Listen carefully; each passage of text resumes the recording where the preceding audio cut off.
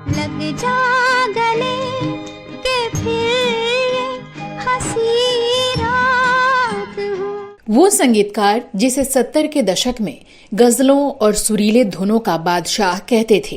तुम जो मिल गए हो तो ये लगता है। संगीत तो उनके रग रग में बसा हुआ था। उनके संगीत में करुणा और विछोह का भाव मिलता था। लाख जतन करूं, बात न माने रे, बात न माने मेरा। उनके संगीत में समाज की झलकियां मिलती थीं।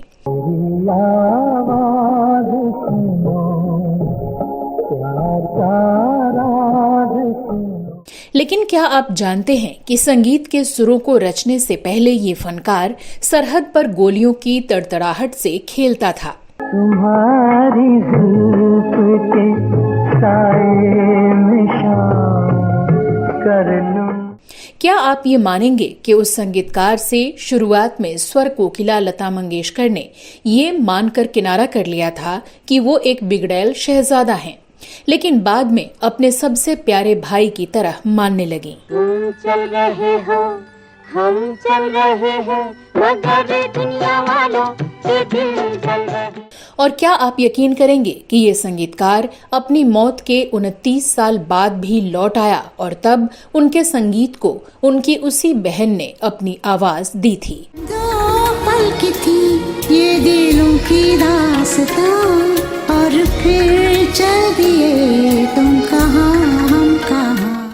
आखिर क्यों चमत्कारी धुनों के बादशाह कहे जाने वाले इस संगीतकार को किसी अवार्ड से सम्मानित नहीं किया गया? वो जो मिलते थे कभी हमसे दीवानों की तरह। आखिर क्यों ये संगीतकार अपने ही घर में चोरों की तरह घुसता था? छाई बरखा बहार परे अंगना द्वार सैया आके। इनकी किस धुन के बदले नौशाद साहब ने अपने संगीत का पूरा खजाना लुटा देने की इच्छा जाहिर कर दी थी? और क्यों मखमली संगीत की रचना करने वाले इस महान संगीतकार को वो पहचान नहीं मिल सकी जिसके वो हकदार थे? जानेंगे और भी बहुत कुछ, बस बने रहिए हमारे साथ। दोस्तों नमस्कार, आप देख रहे हैं ड्रामा सीरीज इंडियन और मैं हूं आपके साथ श्वेता जया पांडे। आज के इस वीडियो में हम बात करेंगे संगीत के जादूगर मदन मोहन की, जिन्होंने अपनी बेमिसाल धुनों और गजलों से भारतीय सिनेमा को अलग मुकाम तक ले जाने में बेहद योगदान दिया है। साल 1924 में 25 जून की तारीख थी। बगदाद, जो आज इराक में है, एक हिंदू परिवार में एक बच्चे का जन्म हुआ।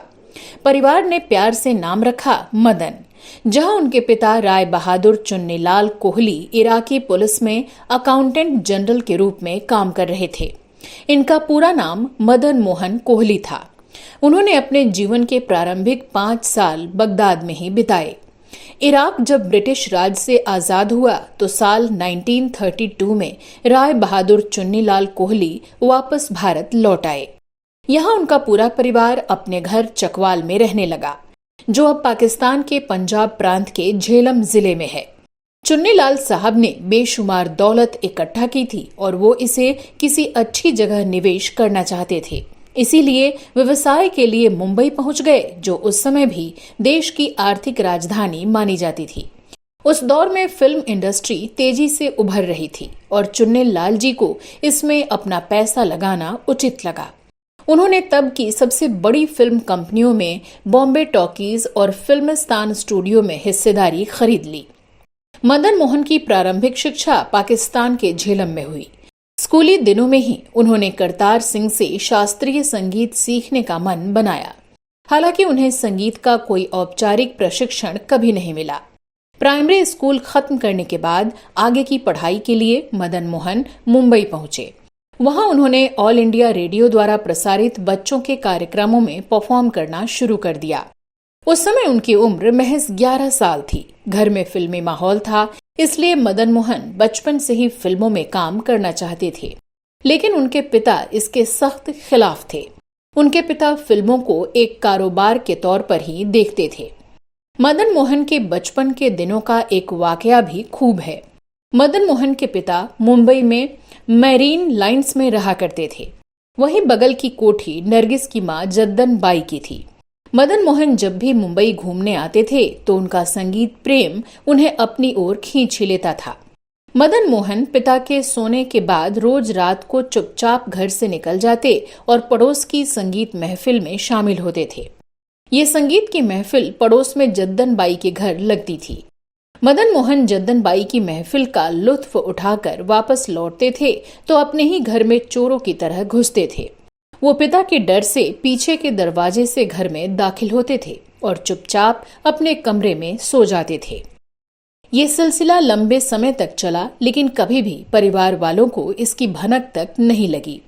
इसी दौरान उनकी नरगिस से भी गहरी दोस्ती हो गई थी। पिता के कहने पर मदन मोहन साहब ने आर्मी ज्वाइन कर ली। उनकी शुरुआती ट्रेनिंग देहरादून में हुई और कुछ समय के बाद उनकी पोस्टिंग दिल्ली हुई।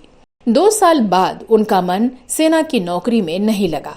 पहला मौका मिलते ही वो फौज की नौकरी छोड़कर आ गए संगीत की दुनिया में। साल 1946 में मदन मोहन साहब का चयन ऑल इंडिया रेडियो के लखनऊ केंद्र में हो गया। इन दिनों वो आकाशवाणी पर प्रसारित होने वाले कार्यक्रमों के लिए संगीत तैयार करते थे। यहाँ काम करते हुए न केवल उन्हें संगीत का ज्ञान हुआ, बल्कि संगीत जगत से जुड़े कई संगीतकारों के संपर्क में आए, जिसमें उस्ताद फैयाज खान, उस्ताद अली अकबर खान और गजल गायिका बेगम अख्तर और तलत महमूद जैसी जानी मानी हस्तियां शामिल हैं। गजल गायिका बेगम अख्तर और बरकत अली साहब का उन पर विशेष प्रभाव हुआ। इस दौरान मदन मोहन के मन में संगीतकार बनने की चाह उठी।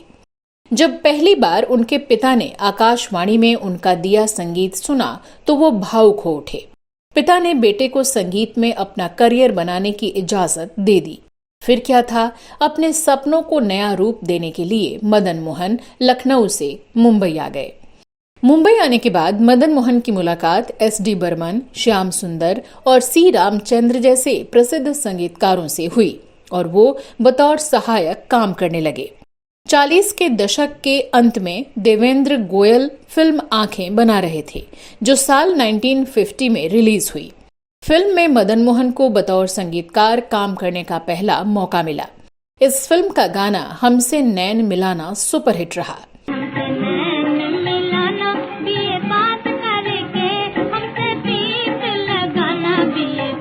इस फिल्म की सफलता के चलते मदन मोहन फिल्म इंडस्ट्री में अपनी पहचान बनाने में सफल हुए। आंखें के गाने मोहम्मद रफी, शमशाद बेगम और मीना कपूर ने गाए थे। हालांकि वो लता मंगेशकर से गवाना चाहते थे, लेकिन वो इसके लिए तैयार नहीं हुई। दरअसल लता जी ने शुरुआत में सोचा कि मदन मोहन एक अमीर पिता की बिगड़ी हुई संतान हैं और अपना शौक पूरा करने के लिए संगीतकार बनने का स्वांग रच रहे हैं। लेकिन जब वो मदन मोहन जी की शख्सियत से वाकिफ हुई तो उनकी फैन हो गईं। यतीन्द्र नाथ मिश्र की किताब लता सुरगाथा के एक पन्ने में इस कहानी का जिक्र है। दरअसल लता जी ने मदन मोहन के साथ अपने रिश्ते की कहानी सुनाते हुए बताया था कि एक बार मदन मोहन लता के घर पहुंचे। उस दिन रक्षा बंधन था। मदन मोहन इस बात से बेहद दुखी थे कि उनकी पहली फिल्म में लता नहीं थी। फिर वो लता को घर ले गए और कहा, आज राखी है तो ये लो राखी और मेरी कलाई पर बांधो। मदन मोहन ने लता से कहा कि तुम्हें याद है जब हम पहली बार मिले थे तब हमने भाई बहन का गीत गाया था। आज से तुम मेरी छोटी बहन और मैं तुम्हारा मदन भैया। आज से तुम अपने भाई की हर फिल्म में गाओगी। लता मंगेशकर मदन मोहन की चहेती गायिका थी। वो अपनी हर फिल्म के लिए लता मंगेशकर से ही गाने की गुजारिश किया करते थे। सांवरी सूरत मनु भाई रे पिया, थोड़ी सांवरी सूरत मनु भाई। लता मंगेशकर भी मदन मोहन साहब को गजलों का शहजादा कहकर बुलाती थीं। इसके बाद तो मदन मोहन साहब को एक के बाद एक फिल्में मिलती रहीं। 1950 के दशक की शुरुआत में मदन मोहन ने करीब दर्जन भर फिल्मों में संगीत दिया जो बेहद लोकप्रिय हुए। इनमें से साल 1951 में आई फिल्म अदा और मदहोश, साल 1952 में आई खूबसूरत और आशियाना, 1953 में आई धुन और बागी, साल 1955 में रिलीज हुई रेलवे प्लेटफॉर्म आदि फिल्मों ने उन्हें एक प्रतिष्ठित संगीतकार बना दिया। बस्ती बस्ती पर्वत पर्वत गाता जाए बंजारा, लेकर दिल का एक तारा। फिर तो वो एक साल में कई कई फिल्मों में संगीत देने लगे। साल 1956 में मेम साहब, 50-50, पॉकेट मार और भाई भाई,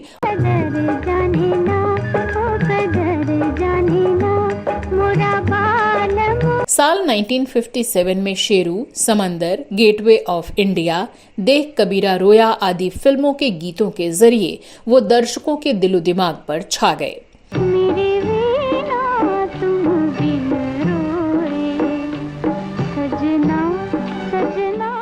साल 1958 में चंदन, खजांची, अदालत, जेलर और नाइट क्लब जैसी फिल्मों के संगीत ने धूम मचा दी। मेरी अखियों में झूमे देखो साजन का प्यार, जैसे पड़ती फुहार। इसी साल आई उनकी एक और फिल्म आखिरी दांव में रफी साहब के गाए गीत तुझे क्या सुनाऊं मैं दिलरुबा तो आज भी लोगों की जुबान पर कायम है। तुझे क्या सुनाऊं मैं दिलरुबा तेरे सामने। मदन मोहन साहब 1960 के दशक में राजा मेहदी अली के साथ काम करने लगे। उनके साथ उन्होंने कुछ रोमानी गीतों की रचना की, जिसमें साल 1960 में बहाना, साल 1961 में सेनापति और संजोग के गाने श्रोताओं के बीच आज भी लोकप्रिय हैं। वो भूली दास्तां लो फिर याद आ गई।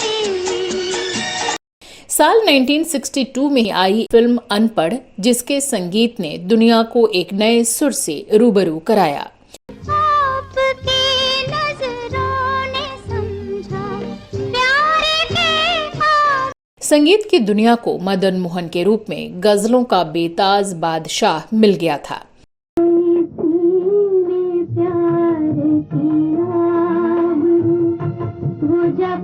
ये किस्सा भी खूब है। उसी फिल्म का एक गीत आपकी नजरों ने समझा प्यार के काबिल मुझे से संगीत सम्राट नौशाद इस कदर प्रभावित हुए कि उन्होंने मदन मोहन से इस धुन के बदले अपने संगीत का पूरा खजाना लुटा देने की इच्छा जाहिर कर दी थी।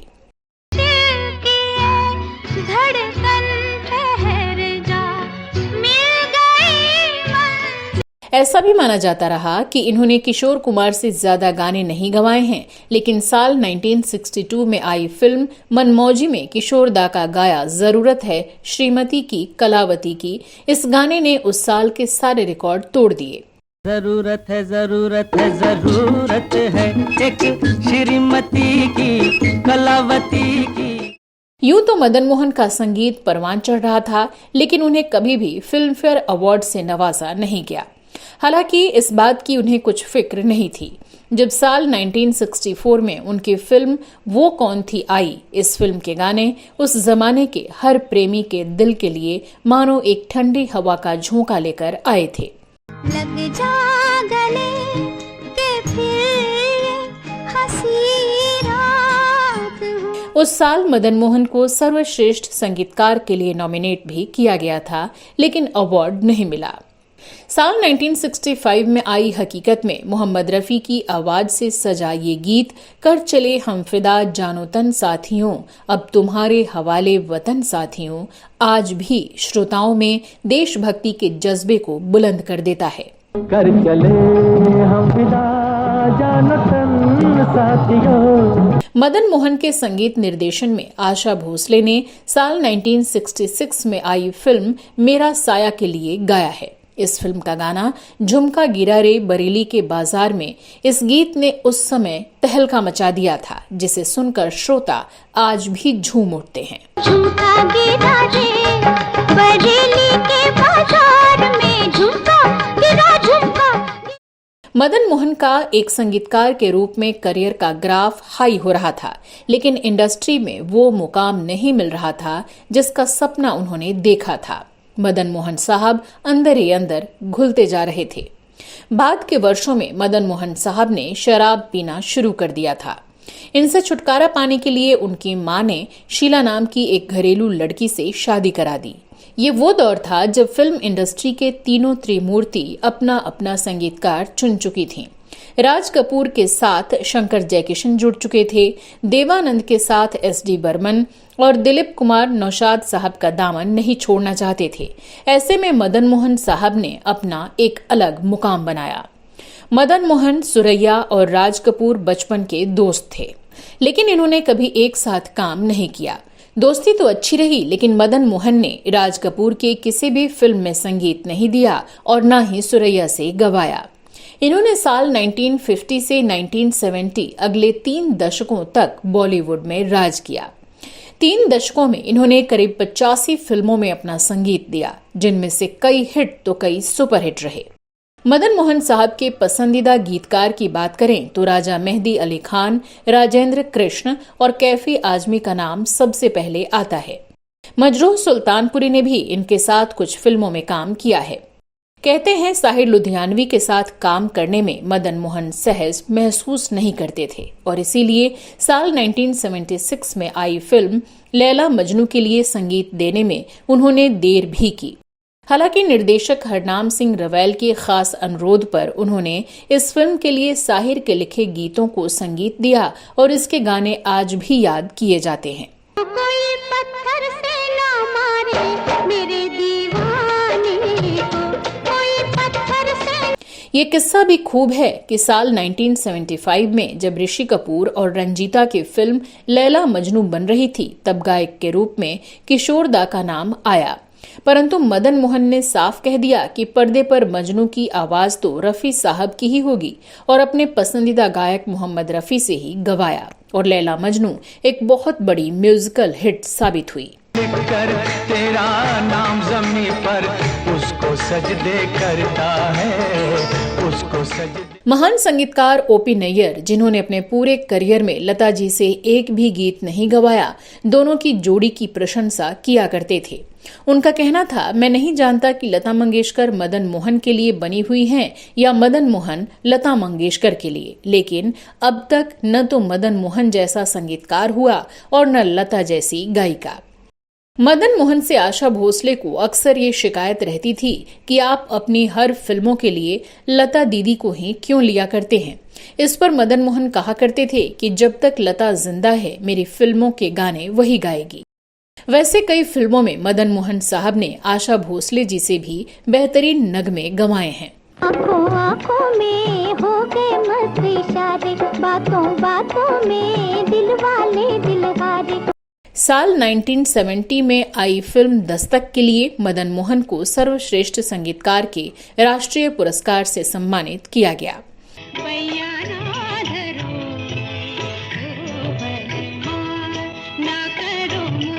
साल 1972 में परवाना, साल 1973 में हंसते जख्म मदन मोहन साहब की जीवन की सबसे अनोखी रचना में एक थी। अपने मधुर संगीत लहरियों से श्रोताओं के दिल में खास जगह बना लेने वाले ये सुरीले संगीतकार 14 जुलाई 1975 को इस दुनिया से अलविदा कह गए। इनके निधन के बाद मौसम और लैला मजनू जैसी फिल्में रिलीज हुईं, जिनके संगीत का जादू आज भी श्रोताओं को मंत्र मुग्ध करता है।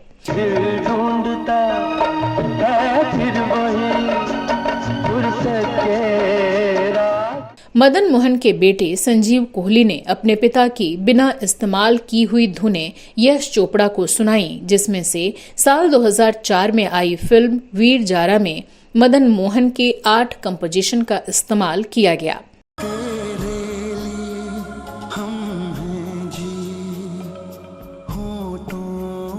इस फिल्म के सारे गाने लता मंगेशकर ने ही गाए हैं और हर बार की तरह भाई बहन की इस जोड़ी ने कालजयी गीतों की रचना कर दी।